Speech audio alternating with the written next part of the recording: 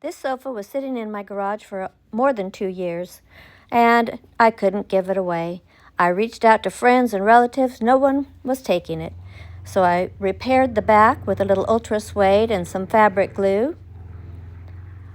Looked at some fabrics for maybe some redo, and really liked this one a lot, but decided not to choose this one. Brought it in to see how it would fit. It's a 96-inch sofa, way bigger than my last little settee, but it works right in there with my tables.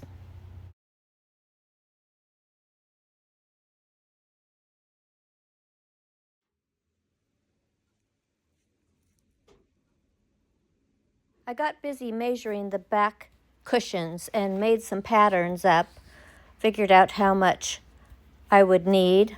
Two 36-inch zippers were in order, lots of welting, and you can see the measurements here. Got busy with my sewing machine with the fabric I ended up choosing after all. And before I could get started, I had a little guy wanting to have some attention. So of course we had to give Teddy a little belly rub before we get started with this video. Please hold on. Teddy sure knows how to get what he wants. Teddy taken care of just when he wants it. I thought Teddy would enjoy a little roller coaster ride, so while he was there, I decided to flip the sofa up while he was on it.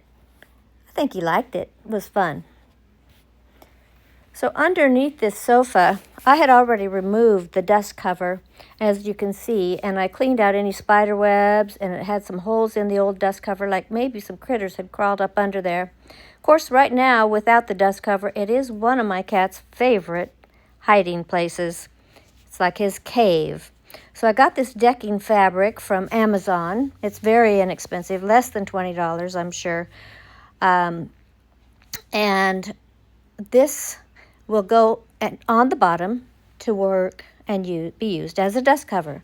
And black seems to be the standard color for most upholstery, but I recommend whenever you find a piece of furniture that's in a dumpster or on the side of the road or even pre-used, remove that old dust cover from the bottom and replace it. It's as easy as can be, and I'm going to show you how right now. It just takes a staple gun, the fabric, and a little elbow grease.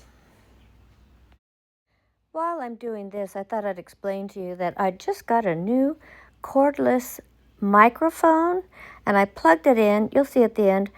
And I've been recording all of these clips with it, and it didn't record anything at all. There was no sound. I wasn't able to get the microphone connected, so that's why these are silent features with a voiceover. Otherwise, you would hear me talking about it the whole time. And I will save the leftover for another project. I think there's plenty left over. But as you can see, it just makes a nice finishing touch to the bottom of your sofa or your chair or even an ottoman. So please don't feel like it's something you can't do. It's just very simple.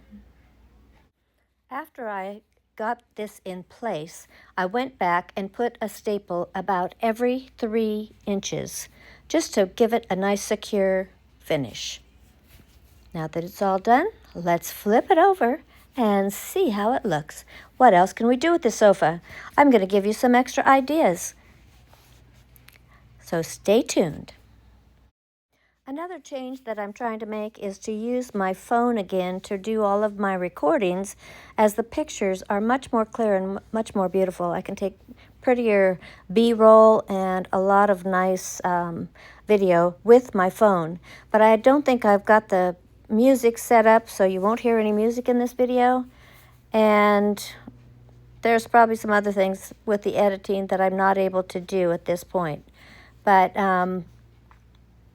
using my phone is easy because I always have it with me, and I can get a lot more videos taken to share with you. So I hope you'll keep watching in the future, and I'll have much more to bring you. This is the back cushion that I've finished.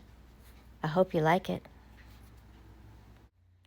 The fabric is an upholstery fabric, high-end designer fabric.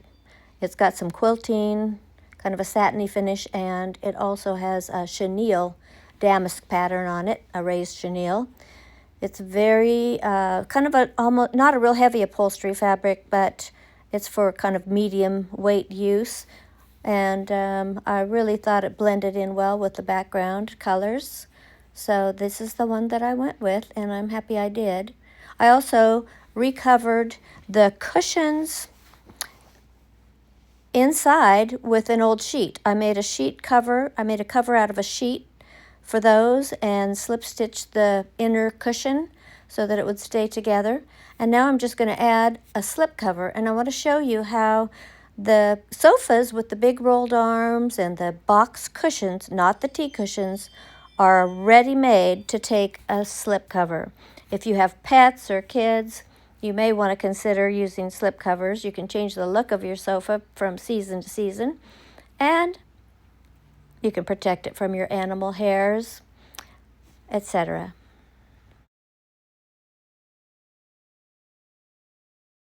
So I was trying out this cordless microphone, and it prevented me from recording on some of that video. I can't get this little thing to come on, this little light. So I'll have to keep fiddling with it some, or maybe my son can help me figure it out, because I plugged it in, got that on, but then this little green light wasn't coming on. So I'll work on that later, but hopefully I'm recording now. And as you can see, I'm sitting on this slip cover, and it's kind of a white duck fabric or muslin fabric, and it's washable, completely washable, 100% cotton. And it really, I just vacuumed it up, and it really works as far as keeping the cat hair off the sofa. If you like this type of video, I do a lot of decorating and refurbishing of furniture, upcycling, and I've got more projects down the pike that I still haven't finished, so I've got quite a few more things to do to show you that I'd love to show you. So please like, subscribe, and push on that notification bell so you don't miss a post. I don't post all the time. Lately, I've got some new baby chicks, and I'm going to be posting about that. And I hope you'll stay tuned and check out my future videos. So please do like and subscribe. Thank you for watching Cottage Necessities.